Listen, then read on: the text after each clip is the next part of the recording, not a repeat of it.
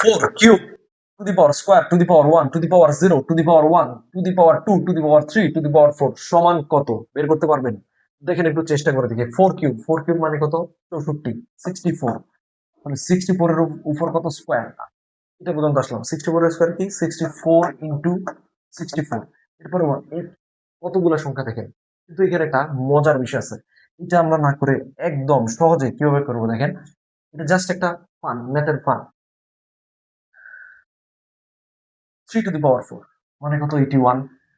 এরপর হচ্ছে যদি এটাকে নেই 2 to the power 81, 2 to the পাওয়ার 81 মানে কত? এটা কিন্তু বের করা পসিবল না। বাট খেয়াল করেন এখানে যদি আমি এটা সহ নেই 1 to the power 2 to the পাওয়ার 81, তাহলে 1 এর পাওয়ার যাই হোক না কেন সেটা ইকুয়াল কি হবে? 1 ই হবে। তাহলে আমি এই এতটুকু কি পেলাম? এতটুকু পেলাম 1। এরপরে দেখেন এটা সমান হচ্ছে 1। ওকে, এখানে যা আছে। এরপর 0 to the power 1, 0 to the power 1 মানে কি? এটাকে যদি ইনক্লুড করি 0 to the power 1 equal to 0, 0 এর পাওয়ার যাই হোক না কেন সেটা 0ই হবে। তাহলে এটা হচ্ছে 0। আবার দেখেন 1 to the power 0, 1 to the power 0 মানে কি? 1, 1 এর পাওয়ার 0 ইকুয়াল টু হচ্ছে 1। কেন?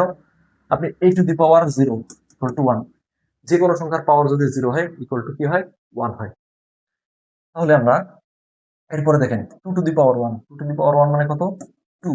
তারপরে আমরা এতটুকু কি পেলাম? 4 কিউব স্কোয়ার। তাহলে ইকুয়াল টু হচ্ছে 4 3 স্কোয়ার, 3 স্কোয়ার মানে কত? 9, 4 two the power 9 equal to হচ্ছে 2 6 2 1 4 4। দ্যাটস ইট, এটাই রাইট অ্যান্সার।